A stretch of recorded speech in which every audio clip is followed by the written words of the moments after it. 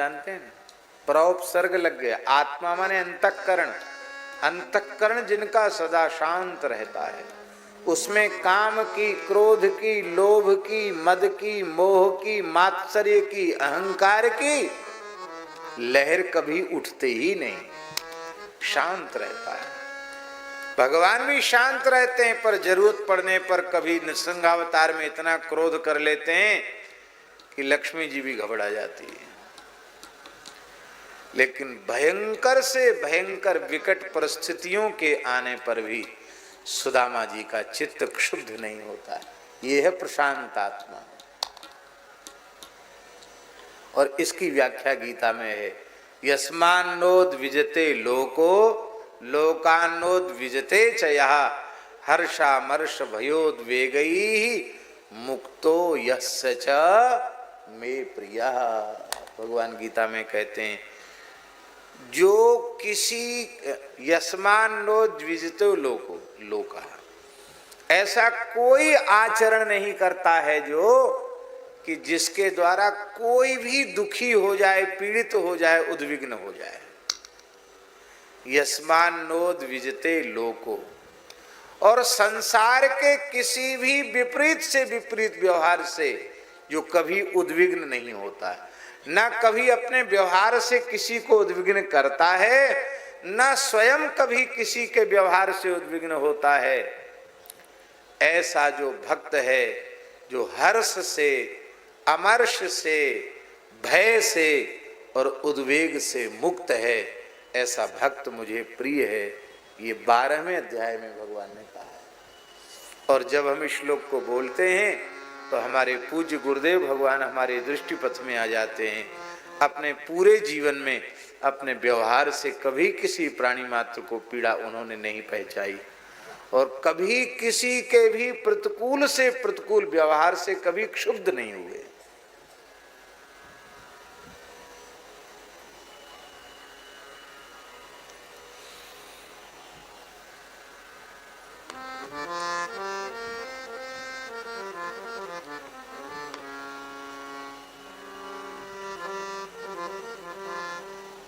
ऐसे हैं सुदामा जी। आप विचार कीजिए, प्रशांतात्मा जितेन्द्रियः कैसे निर्वाह होता है। यदृच्छयोपपन्नेन वर्तमानो गृहाश्रमी, यदृच्छा वृत्ति से भी निर्वाह करते हैं। यदृच्छा वृत्ति का अर्थ समझते हैं? हम यदृच्छा वृत्ति की चर्चा कर रहे थे, नहीं कर सके। यदृच्छा वृत्ति माने होता आकाश वृत्ति। आकाश वृत्ति माने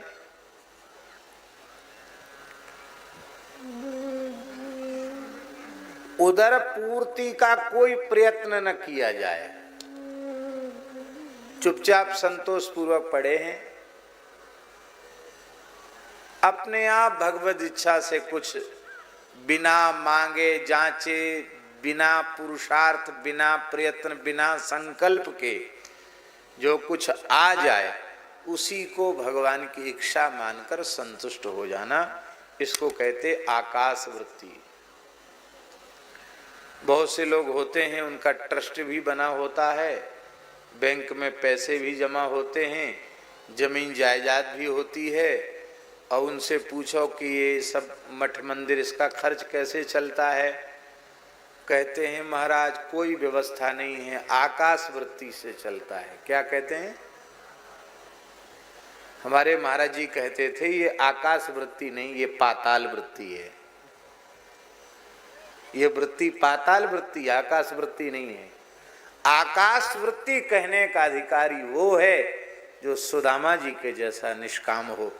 इसलिए परमहंसों की वृत्ति को आकाश वृत्ति कहा गया। परमहंसों की वृत्ति, सुखदेव जी की वृत्ति आकाश वृत्ति है, सनकादिकों की वृत्ति आकाश वृत्ति है, नारद जी की वृत्ति आकाश वृत्ति, ये आकाश वृत्ति है।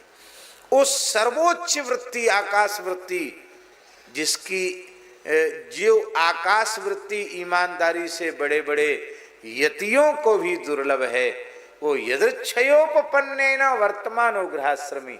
सुदामा जी कहीं भीख मांगने नहीं जाते थे, आकाश वृत्ति से निर्वाह करते थे। तात्पर्य क्या हुआ कि वे जंगल से कंदमूल फल ला करके उसी से अपना निर्वाह करते थे। कभी अमावास्या, पूर्णिमासी, द्वादशी किसी के मन में प्रेरणा जगी, भैया सुदामा को भी पाव आसेर आटा दे दो, और पहुंच गया आटा। तो सोचते थे चलो आज घर के ठाकुर जी लगता है अन्न का भोग लगाना चाहते हैं, इसलिए ठाकुर जी ने अपने आप अन्न की व्यवस्था कर ली है। और इस तरह से वो उसमें भी बलिवेद सुदेव आदि करके अतिथियों का सत्कार करके फिर उसको लेते थे। ये है सुदामा जी की वृत्ति। अब कहाँ है? आपने सुन रखा सुदामा चरित्र, क्या वो सुदामा और इस सुदामा में अंतर है?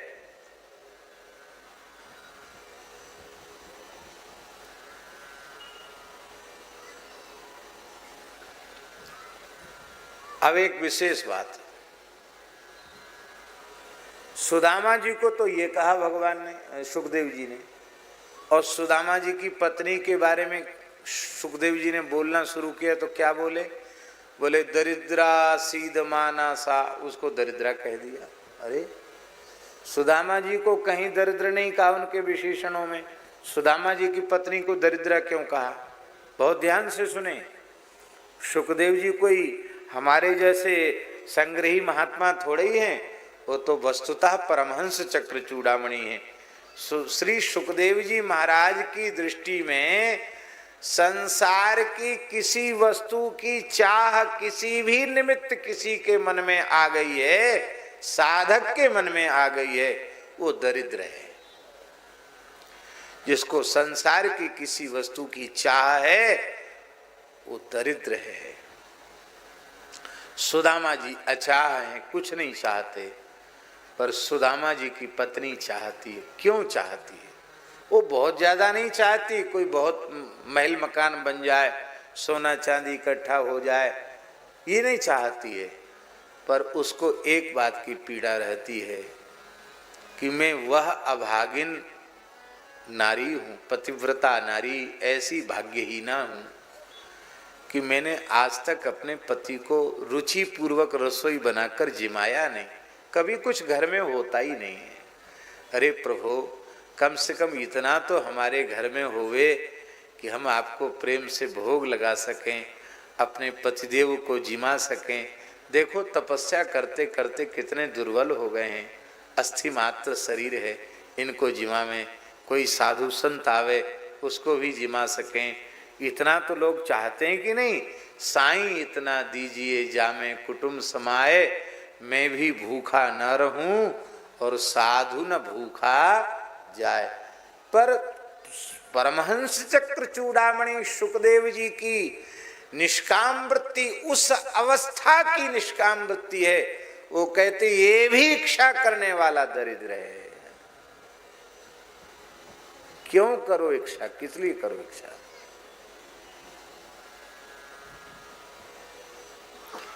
अच्छा एक बात बताओ, हम इच्छा करें क्यों? भगवान नहीं जानते हैं क्या?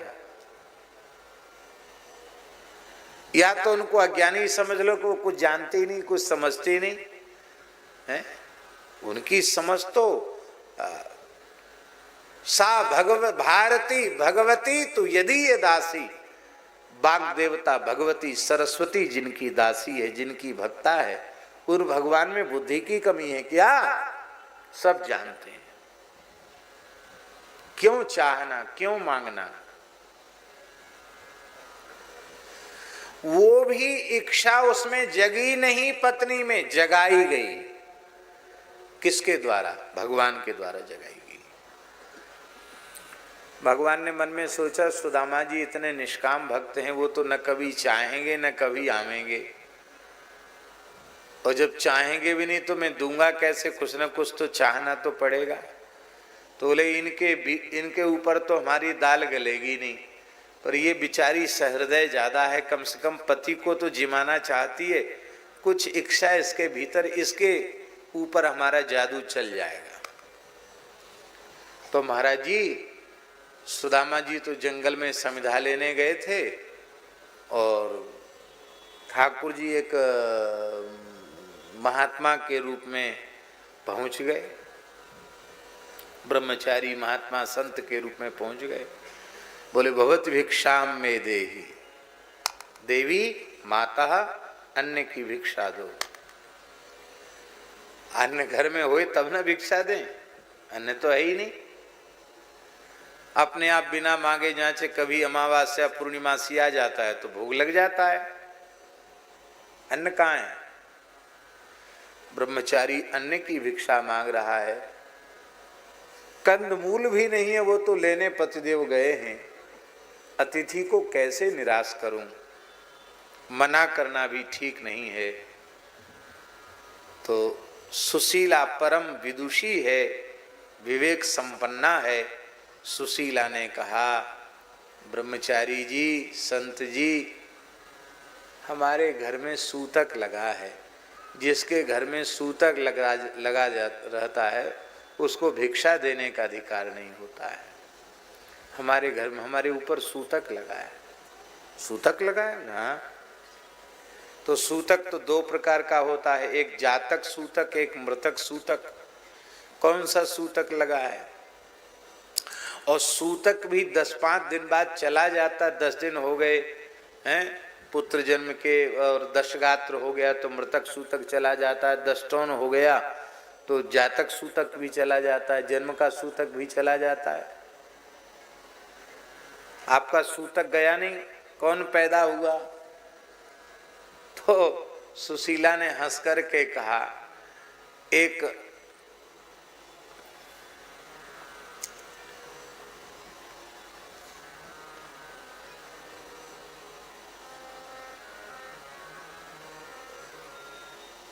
दरिद्र रूपी पुत्र ने जन्म लिया है।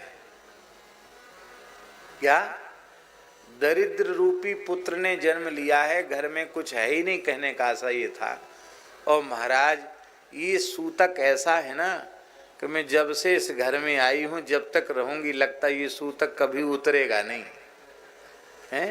10-5 दिन वाला सूतक नहीं है ये, सूतक कभी उतरने वाला नहीं, जीवन भर का सूतक है। इसलिए ब्रह्मचारी जी मैं प्रणाम करती हूँ। आपको धैर्य हो तो कुछ देर बैठिए, मेरे पतिदेव कुछ कंदमूल लेके आते होंगे तो मैं उसमें से आपको कुछ दे दूंगी। अन्न तो नहीं है, सूतक लगा है, कैसे भिक्षा दूं? भगवान ने मुस्कुरा कर कहा, देवी तुम्हें पता नहीं है, इस सूतक की निवृत्ति का उपाय है। बोले नहीं इसका कोई उपाय नहीं। बोले हाँ उपाय है ना, उपाय बताने तो आए। क्या? बोले तुम्हारे पतिदेव जब द्वारकाधीश भगवान श्री कृष्ण का दर्शन कर लेंगे तो ये सूतक उनका चला जाएगा। अच्छा, वो तो कहीं आते जाते नहीं, खाली राम राम करते रहते हैं, भजन करते, कहीं आते जाते नहीं। जब देखो तो राम कृष्ण हरि राम कृष्ण हरि राम कृष्ण हरि राम कृष्ण हरि राम कृष्ण हरि करते रहते हैं और कुछ नहीं। वो कहाँ जाएंगे? अरे तुम्हें पता नहीं है, द्वारकाधीश भगवान श्री कृष्ण और तुम्हारे पतिदेव की मैत्री है, बड़ी घनिष्ठ मित्रता है। एक ही पाठशाला में, एक ही गुरुकुल में इनका अध्ययन हुआ है।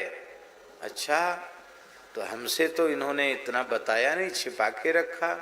अरे वो प्रेम कोई प्रकाशित करने की चीज है, प्रेम तो छिपाने की वस्तु है। भारी घनिष्ठ मित्रता है, भारी प्रेम है भीतर का, तुम्हें पता नहीं है। देखो माताजी, मैं विशेष आग्रह कर रहा हूं, तुम अपने पतिदेव को हठ पड़ के, पीछे पड़ के भेज देना, चूकना नहीं, भेज देना। भगवान तो कह के चले गए। सुदामा जी कंदमूल फल लेके आए। कहो देवी, आज अन्य मनस्क क्यों हो, उदास क्यों हो? प्रसन्न रहती थी, आज उदास क्यों हो? कहा महाराज, पहली बात तो ये है कि मैं इसलिए भी बहुत दुखी और उदास हूं कि भगवान श्री कृष्ण से आपकी मित्रता और आपने कभी बताया नहीं। सुदामा जी बोले मित्रता तो हमारी है, आज भी है, थी और आज भी है, लेकिन बताने की क्या आवश्यकता, क्यों?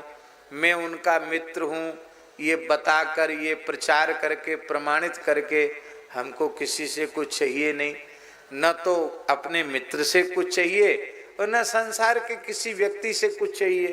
तो जब हमें कुछ चाहिए ही नहीं तो हम अपना परिचय क्यों दें? इसलिए नहीं दिया। तो भगवान, आप अपने मित्र का दर्शन करने नहीं जाएंगे?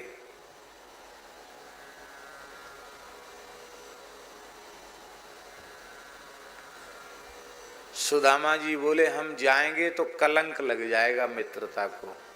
मित्रता को कलंक ले? हाँ, हमारी श्री कृष्ण से जो प्रीति है ना, मित्रता है, उस मित्रता में कोई कामना की गंध भी नहीं है। मैं अपने मित्र से कुछ चाहता नहीं हूं,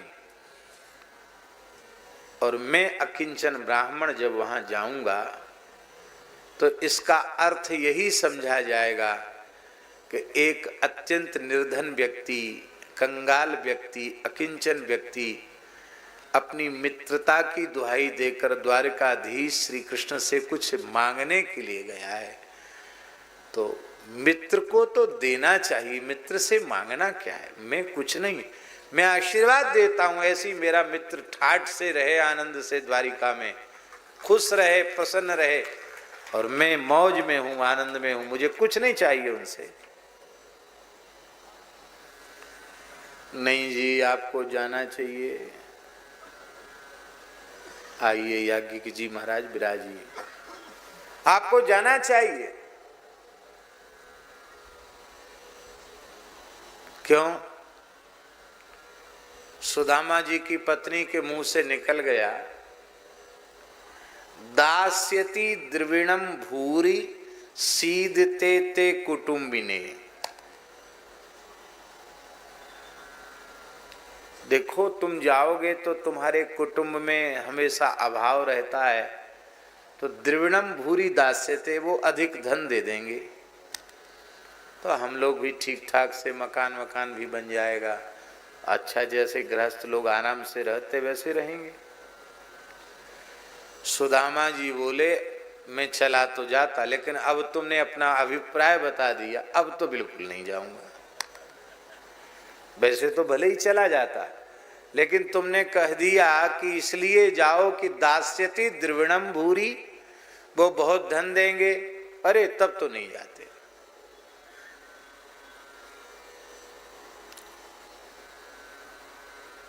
करह वाले महाराज जी,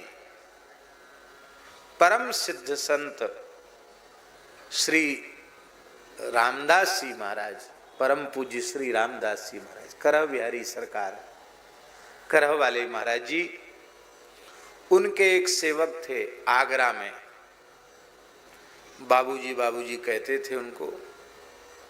बड़े अच्छे सत्संगी थे और भगवान की दया से श्रीमंत भी थे, भरे पूरे थे। उन्होंने करह बिहारी महाराज जी से प्रार्थना की कि मामा जी की, बक्सर वाले श्री नारायण दास जी भक्तमाली जी महाराज की कथा का समय मिल जाए। तो जानते थे महाराज जी बहुत व्यस्त रहते हैं, और ब्रह्मास्त्र यही है कि बड़े कोई संत आज्ञा कर दें तो समय निकल जाएगा। तो पूज्य करह वाले महाराज जी से कहा कि हमको समय दिलवा दीजिए। उनके सेवक थे, तो उन्होंने मामा जी से कहा कि इनको थोड़ा ध्यान में रखना, इनको समय दे देना। तो आगे तक वो व्यस्त थे, तो उन्होंने कहा इतने समय तक हम बहुत अधिक व्यस्त हैं, इसके आगे का कोई समय हम विचार कर लेंगे, जरूर दे देंगे। आप लोग अन्यथा नहीं मानना, धनी मानी पुरुषों का कुछ न कुछ धन का दोष तो उनमें रहता ही है। खैर खून खांसी खुशी बैर प्रीति मदपान, रहीमन दावे ना दवे जानत सकल जहान। तो वो समय नहीं बताया था, तो वो महाराज जी के पास आए और आकर उन्होंने कहा कि महाराज जी कथा ठीक ठाक होगी, सेवा भी अच्छी होगी, प्रचार वगैरह भी अच्छा होगा। आप देख लीजिए। बस इतना सुनना था नहीं। बोले अब कोई कहे, भगवान आकर के कहें तो तुम्हारे यहाँ कथा नहीं होगी। हमको जिन संतों से, गुरुजनों से कथा की सेवा की आज्ञा मिली है, प्रसाद मिला है, उनकी जूठन खाकर हमने प्राप्त किया है, वो बेचने के लिए नहीं मिली ये कथा कि तुम अपने पैसा संपत्ति दिखा करके अच्छी सेवा हो जाएगी, अच्छा प्रचार होगा, बड़ा माल पानी मिलेगा, वहाँ कथा का समय दे दो। हमारे यहाँ अमीर गरीब और शहर और गांव का भेद नहीं है, बस योग जिसका बन जाए। फिर तो एकदम ठंडे पड़ गए, बोले गलती हो गई क्षमा करो, हम अपने वचन वापस लेते हैं। बोले अब जो निकल गया तुम्हारे मन का भाव वो वापस होने वाला नहीं, अब कथा हम नहीं कहेंगे। वो फिर करहवाले महाराज जी के पास गए। महाराज जी उन्होंने तो मना कर दिया, आपके सामने हाँ किया था, आप कहते अब तो किसी कीमत पर कथा नहीं होगी। बोले तुमने कुछ कह दिया होगा। बोले हाँ, ये मेरे मुंह से निकल गया। बोले अब हम भी उनसे एक बार भी नहीं कह सकते कि तुम्हारे यहाँ कथा कहें।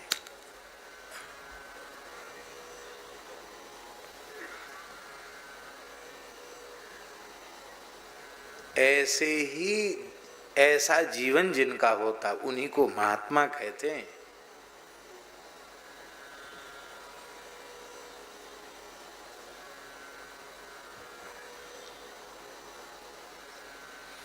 राम जी सुदामा जी बोले अब तो हम नहीं जाएंगे। तुमने धन की बात कह दी कि धन के लिए हम वहां जाएंगे, ये तो बिल्कुल संभव नहीं, तब नहीं जाएंगे। ठाकुर जी ने देखा अब तो बात गई, ये तो आएगा नहीं, परम निष्काम है, तब क्या करें। उर प्रेरक रघुवंश विभूषण ठाकुर जी हृदय में बैठ गए। ऐसी बात बोल दी सुदामा जी की पत्नी ने कि सुदामा जी व्याकुल हो गए, विरह से व्यथित हो गए।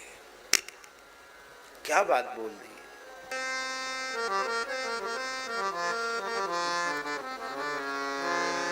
अयम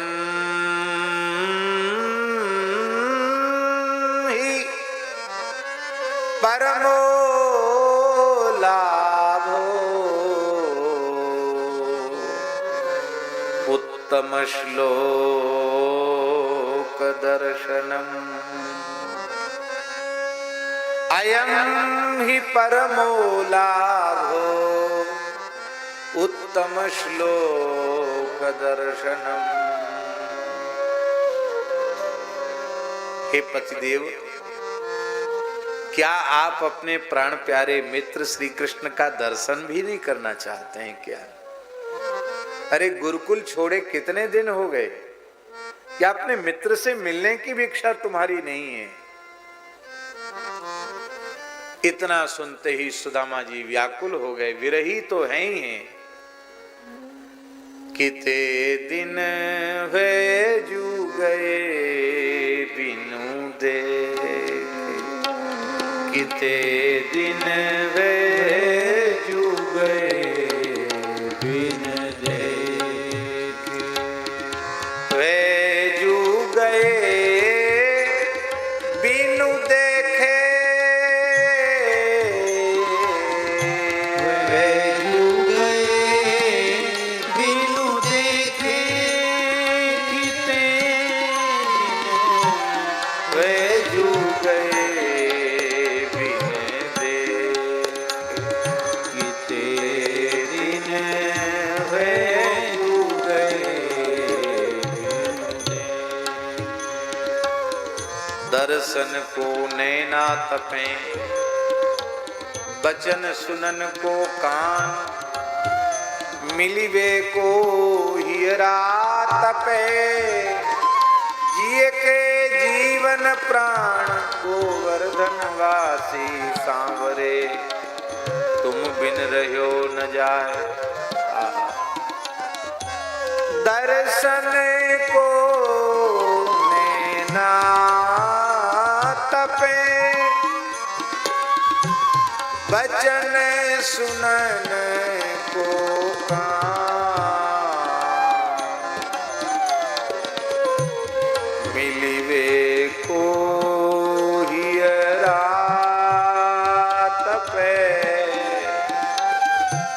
जिय के जीवन प्राण, किते दिन वे जुड़ गए बिन देखे, किते दिन वे जुड़ गए बिन देखे।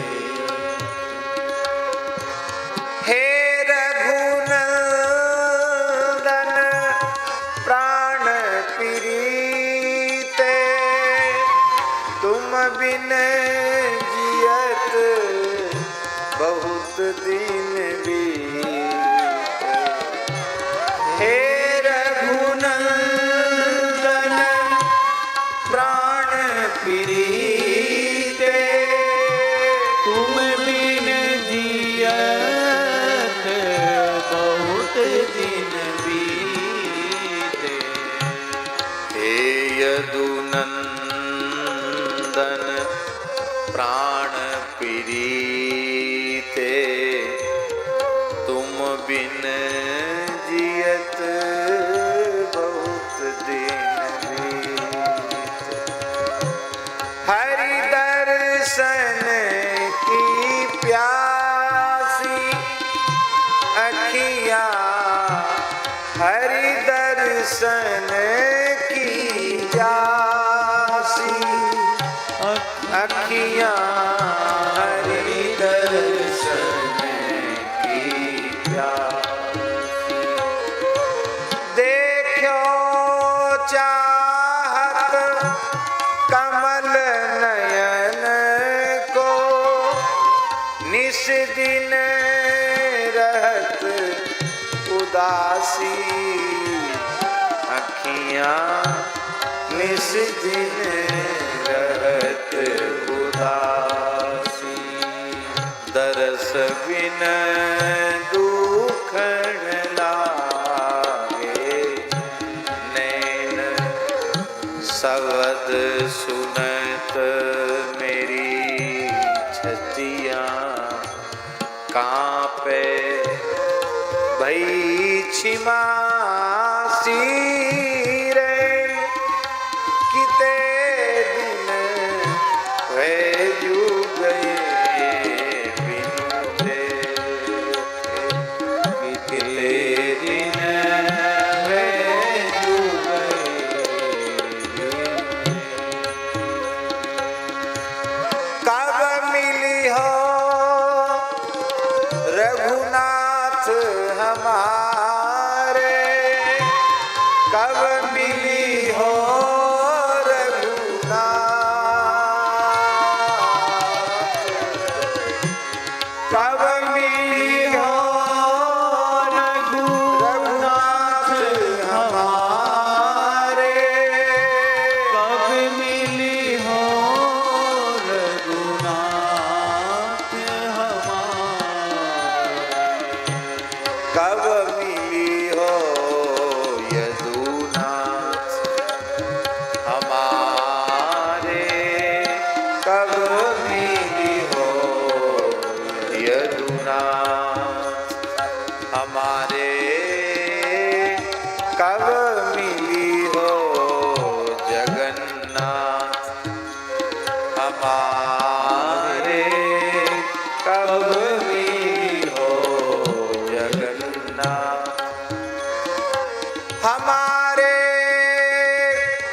कब मिली हो द्वारिकानाथ हमारे, कब मिली हो द्वारिका नाथ हमारे, कब मिली हो यदुनाथ हमारे, कब मिली हो यदुनाथ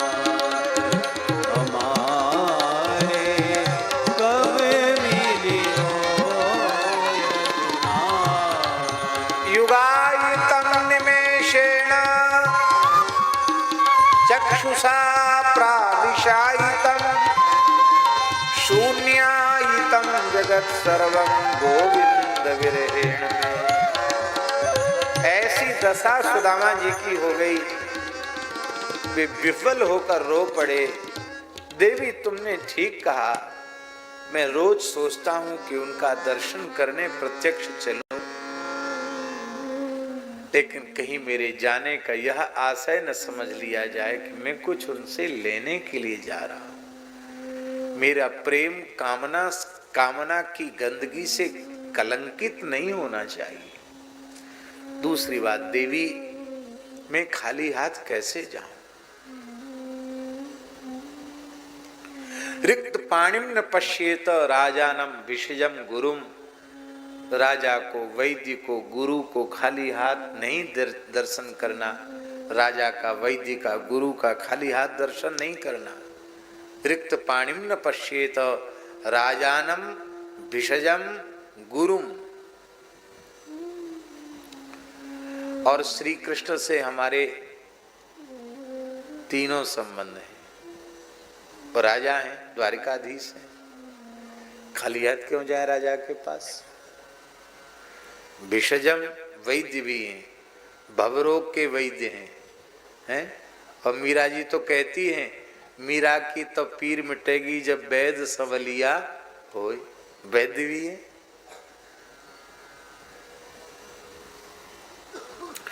विरह व्याधि उनके दर्शन से ही दूर होगी।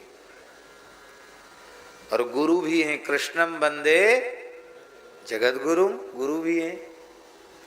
तो तीन तीन संबंध जिनसे हैं, उनके हाथ खाली हाथ कैसे जाऊं?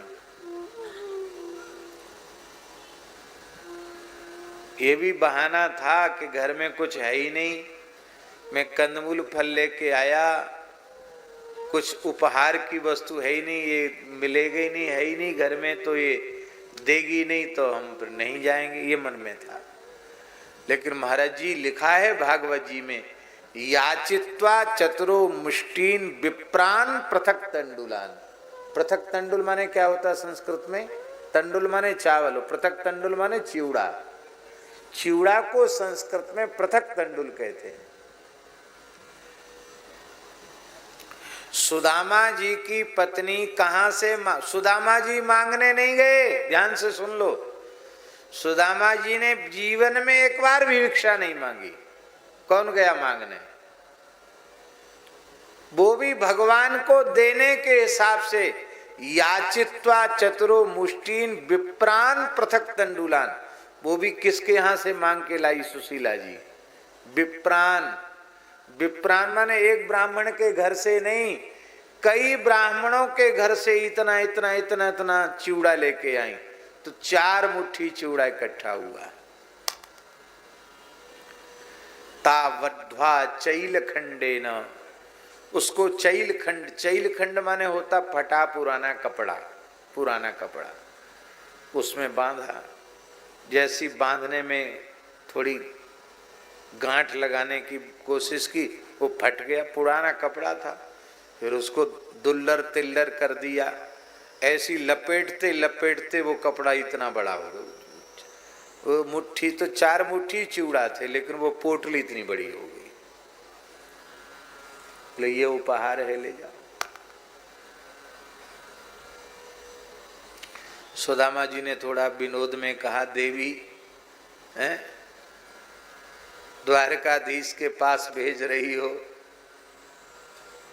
जिनकी स्वर्ण की द्वारिका है, और ये फटे पुराने कपड़े में। आजकल क्या है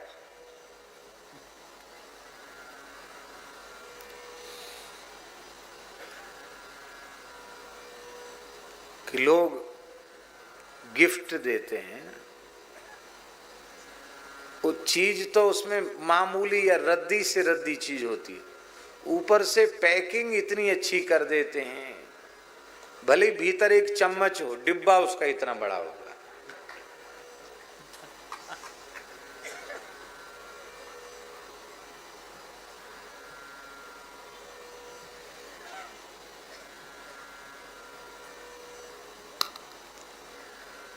कहीं लौकिक बात है, बाबूजी ने सुनाई। इनके कहीं कोई संबंध तय हुआ होगा, वहाँ गए, कोई लड़के का, जो भी हो, मैं भूल गया मैं। तो गए, वहाँ से उन्होंने गिफ्ट दी। इतने बड़े बड़े कार्टून, एकदम ऊपर से चमकीली पन्नी लगी हुई और एकदम आकर्षक पैकिंग। अब ट्रेन में ये लोग बैठ के आए, किसी को बैठ, खुद भी नहीं बैठे उस पर, किसी को बैठने नहीं दी, बड़ी सावधानी से लाए। कार्टूनों में क्या है। और टीटी से भी झगड़ा हो गया, वो कहता लगेज लाओ, पैसा लाओ, उसको भी नहीं दिया। और खड़े खड़े उसको लेकर के गए बालेश्वर। और सबको उत्सुकता लगी थी कि क्या गिफ्ट मिली है देखो। तो उसको जैसे ही खोल के देखा तो उसमें तरबूजे थे इतने बड़े बड़े।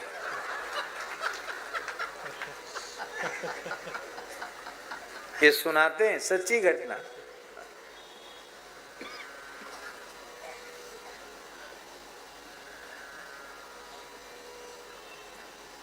सुदामा जी की पत्नी ने कहा, ऊपर से फटे पुराना कपड़ा जरूर हो, पैकिंग अच्छी भले ही न हो, लेकिन भीतर प्रेम रस में सने हुए चिवड़े हैं। हमें विश्वास है श्री कृष्ण प्रेम को ही ग्रहण करते हैं, वस्तु को ग्रहण नहीं करते। भावग्राही जनार्दना। अरे भगवान गीता में कहते, पत्रम पुष्पम फलम तोयम यो में भक्त्या प्रयच्छति तदहम भक्त्युपहृत मश्नामि अश्नामि। अशुंग भोजने से स्नामी बनता है, मैं खा लेता हूँ, उसको ग्रहण कर लेता हूँ। केवल पत्ता, ये भी नहीं कहते कि हम बिल्व का पत्ता खाएंगे, तुलसी का पत्ता खाएंगे, आक धतूरे का नहीं खाएंगे, ये भी नहीं कहते ठाकुर। पत्रम, गीला पत्ता की सूखा पत्ता भी नहीं कहते, पत्रम, कोई भी पत्ता केवल भाव से दे। पत्र ले लूंगा, पुष्प ले लूंगा, केवल जल ले दे। ऐसा कौन होगा प्रेम का आदर करने वाला। तुलसी दल मात्रेण जलस्य चुलुकेन वा विक्रीणीते स्वमात्मानं भक्तेभ्यो भक्तवत्सला। एक तुलसी दल, एक चुल्लू जल पर अपने आप को बेच देने वाला परमात्मा के अतिरिक्त ऐसी उदारता और किसी में संभव नहीं। सुदामा जी द्वारिका तक पहुंच गए। अब एक और प्रसिद्धि है कि सुदामा जी ने द्वारपालों से पूछा और द्वारपाल बड़े तिरस्कार करने लगे, ऐसा भी कई लोग कहते। ये सब बात कपोल कल्पित है, मनगढ़ंत है। भगवान ब्रह्मण्य देव हैं, उनके दरबार में किसी साधु और ब्राह्मण के लिए द्वारपाल खड़े नहीं किए गए हैं। ब्राह्मणों का, संतों का आदर होता है, पर सुदामा जी ने द्वारपाल की मर्यादा रखी और उन्होंने कहा,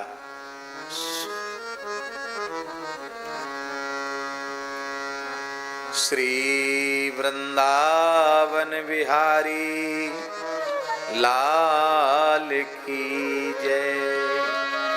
जय जय श्री राधे।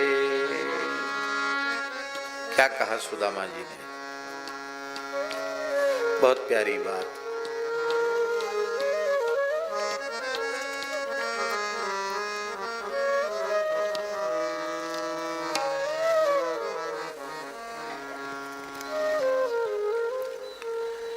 शीस पगा, माने सुदामा जी ने कहा कि ठीक है, आप हमको नहीं रोक रहे हैं, कहते हैं आप भीतर जाइए, आप जैसे ब्राह्मणों को रोका नहीं जाता है, लेकिन एक मर्यादा है, मैं यहीं खड़ा हूं, आप जाकर सूचना दो कि एक सुदामा नाम का ब्राह्मण आया है, आपसे मिलना चाहता है। महाराज वो द्वारकाधीश का सेवक था। द्वारकाधीश जी के सेवक भी द्वारकाधीश से कम सज धज के नहीं रहते हैं। पुजारियों को देखो, द्वारकाधीश जी के 4-6 लर सोने की पहने हुए, सुंदर तिलक लगाए, उन्हीं की जैसी पोशाक बांधे हुए, ऐसे लगते हैं जैसे द्वारकाधीश के सेवक भी द्वारकाधीश ही हों। बढ़िया, बड़े सुंदर लगते हैं। द्वारका में तो कोई ऐसा था नहीं जो फटी हालत में हो। उसको दया आ गई सेवक को। उसने कहा, शीस पगा न झगा तन पे, प्रभु जाने को आही बसे ही ग्रामा। धोती फटी सी लटी दुपटी, अरुपाय उपानह की नहीं सामा। द्वार खड़ो द्विज दुर्बल एक, द्वार खड़ो द्विज दुर्बल देख, रहो चकिसो वसुधा अभिरामा। पूछत दीन दयाल को धाम, बतावत आपनो नाम सुदाम। ये 3 अक्षर का नाम जैसे ही भगवान के कान में पड़ा, ठाकुर जी दौड़े। कैसे दौड़े? प्रियादास जी के शब्दों में, देखो श्याम आयो मित्र, चित्रवत रहने को, हित को चरित्र दोरी, रोई गरे लागे। मानो एक तन भयो, लयो ऐसे लाए छाती, नयो यह प्रेम छूटे, नाही अंग पागे। आई सुधि आई दुबराई सुधि, मिलन छुटाई ताने, आने जल रानी, पग धोए भाग जागे। सेज पधराए गुरु चर्चा चलाई, सुख सागर बुढ़ाए आपो अति अनुरागे। सुख सागर बुढ़ाए आपो अति अनुरागे। देखो श्याम आयो मित्र, चित्रवत रहे। भगवान चित्र लिखित से रह गए। स्वप्न है कि जागृत है? वस्तुतः क्या मेरा प्राण प्यारा मित्र सुदामा आया? हाँ हाँ, सुदामा जी आए। दौड़े ठाकुर जी और दौड़े, रोए गरे लागे। रोते हुए भगवान सुदामा जी के गले से लग गए। कैसे आलिंगन किया दोनों ने।